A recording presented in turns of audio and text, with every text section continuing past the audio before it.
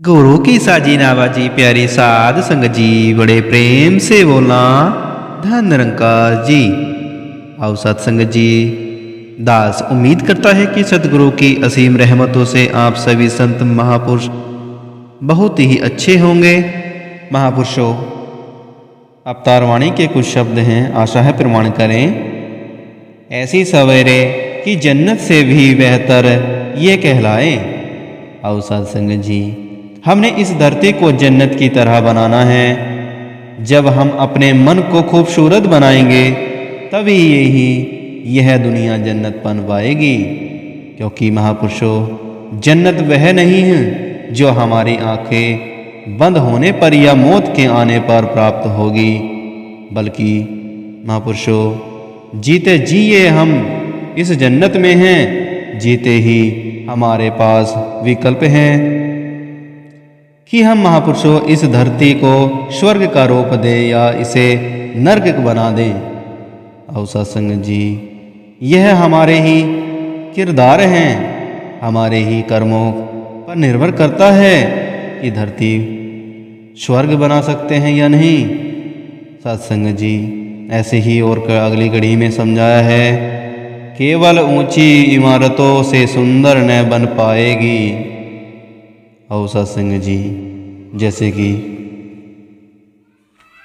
जिस तरह आजकल के समय में सब कुछ इतना बदल गया है कि चाहे किसी भी क्षेत्र में तरक्की की बात करें, जैसे ऊंची इमारतें, खूबसूरत ऊंचे घर बन गए, ऐसे ही चारों ओर प्रगति की हो गई। आओ महापुरुषों, हर दिन हमें कुछ ना कुछ देखने को ही मिलता है। ये सब तरक्कियां मुबारक हैं, क्योंकि जब हम इस दुनिया में आए हैं तो हमारा इस ओर ध्यान देना ही बनता है। क्योंकि सत्संग जी, हर चीज़ का सदुपयोग करना भी बनता है, और जो जिंदगी को आसान बनाने वाले साधन हैं उनको अपनाना भी ठीक है। क्योंकि सत्संग जी, अक्सर बाबा जी भी कहा करते थे कि हमारे पास नियंत्रित मिसाइलें हैं लेकिन लोग अनियंत्रित हैं। सत्संग जी, आज दुनिया में हमारे पास मिसाइलें हैं और उपग्रहों के द्वारा हम उनका लक्ष्य निर्धारित कर देते हैं। क्योंकि सत्संग जी, उनको तो हमने लक्ष्य दे दिया, पर जो हमारा मन और बुद्धि है इन्हें हम सही लक्ष्य नहीं दे पाए। महापुरुषों, मन में विपरीत भावनाएं हैं, इसलिए हम गलत कदम उठा रहे हैं। कि जैसे नक्श ए पा हमारे चांद पर है, हैरत है कि हमें धरती पर चलना नहीं आया। क्योंकि सत्संग जी, ऐसे ही ऊंची इमारतों का फिर कोई फायदा नहीं रह जाता अगर वह सिर्फ दिखावे तक ही सीमित हो।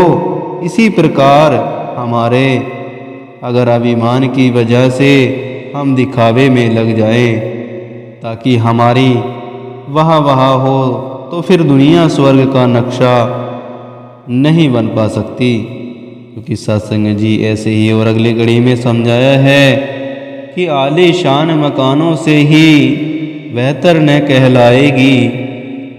आओ सत्संग जी, हम संसार में क्या योगदान दें ताकि जो खूबसूरती आंखें देखती हैं, चाहे प्रकृति हो या कृत्रिम हो, उन्हें और खूबसूरत बनाया जा सके। अच्छे घर, रहन सहन, अच्छी गाड़ियाँ आदि अगर हमारी ज़िंदगी में हैं तो मुबारक है, और अगर नहीं है भी है तो भी हमें शुक्राना ही करना है। महापुरुषों, हमें पूरे संसार में यह जागृति भी लानी है, क्योंकि हमने इस निरंकार प्रभु परमात्मा की पहचान कर ली है। आओ सत्संग जी, अब यह रोशनी घर घर ताकि पहुँचाए। आओ सत्संग जी, अब यह रोशनी घर घर तक पहुँचानी है। ऐसा तब तक संभव नहीं होगा सत्संग जी, जब तक हम अहंकार को छोड़कर अपने दिलों में विशालता वाला भाव नहीं रखते। आओ महापुरुषों, अगर हम अपने दिल में नम्रता का भाव नहीं रखेंगे या फिर किसी को देखते ही हमें क्रोध आ जाता है, तो सत्संग जी हमें खुद ही सोचना है कि हमें किस तरह का इंसान बनना है। जैसे संतों ने युगों युगों से सिखाया है वैसा, या फिर उसके विपरीत अगर हमें अपनी ही पहचान नहीं है तो महापुरुषों और हम चीज़ों में उलझ रहे हैं तो वहाँ भी इस धरती के लिए वरदान नहीं है सत्संग जी। फिर हम इस धरती पर बोझ ही हैं। जैसे अगली कड़ी में ही समझाया है कि भाईचारा मिल वर्तन से धरती की सुंदरता है। आओ सत्संग जी, यदि आपसी प्रेम है तभी धरती पर दीवार रहित संसार के कल्पना साकार हो सकती है। आओ महापुरुषों, एक दूसरे के लिए मन में खटास न हो, एक दूसरे को देखने के ऐसा भाव न हो कि अपने आप को श्रेष्ठ और दूसरों को नीचा माने, ताकि सत्संग जी जब हम ऐसे भावनाओं को छोड़ देते हैं तो प्यार, अमन, एकता और भाईचारा वाला हमारा भाव बन जाता है। आओ महापुरुषों, तभी धरती का रूप सही मायने में निखरता है और इस प्रकार से धरती का रूप संवरने में हम अपना योगदान दे पाते हैं। आओ सत्संग जी, मानवता और नेक चलन से धरती की सुंदरता है। आओ सत्संग जी, वही बात आ गई कि हमने यह नहीं देखना कि दूसरा क्या कर रहा है। आओ महापुरुषों, सिर्फ और सिर्फ अपने सुधार पर ही ध्यान देना है सत्संग जी, कि मैं आज जिस तरह का इंसान हूँ और मेरे अंदर जो कमियाँ हैं मैं उसमें सुधार करूँ, ताकि कल जब सुबह और मैं उठूँ तो मेरी इन कमियों में से कुछ कमियाँ दूर हो जाएं। जो अच्छी आदतें अभी भी मुझसे दूर हैं उन्हें भी मैं अच्छी तरह जानता हूँ। और महापुरुषों, बचपन से हमने सीखा है कि वे क्या क्या अच्छी आदतें हैं जिन्हें अपने चरित्र, व्यवहार, सोच, बोल और अपने कर्मों में हमें ढालना है। तो फिर सत्संग जी धरती पर विचरण करते हुए हमारा एक एक पल अपने लिए भी उपयोगी होगा।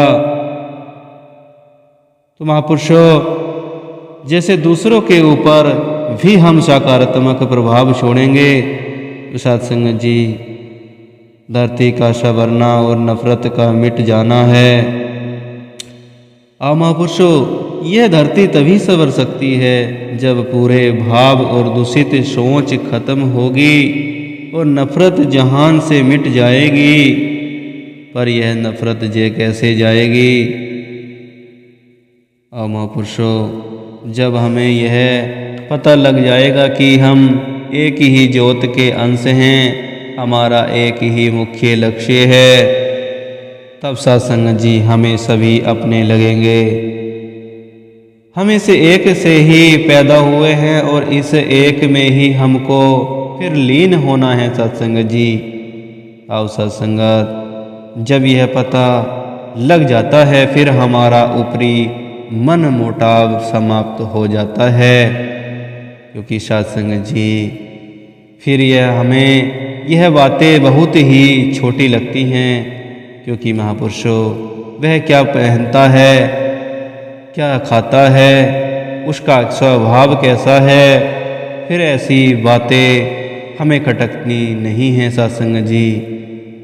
आओ महापुरुषों, हमें दूसरा व्यक्ति अपने से ज़्यादा श्रेष्ठ लगने लगता है, हमारा उसकी चरण रंज लेने का दिल करता है सत्संग जी।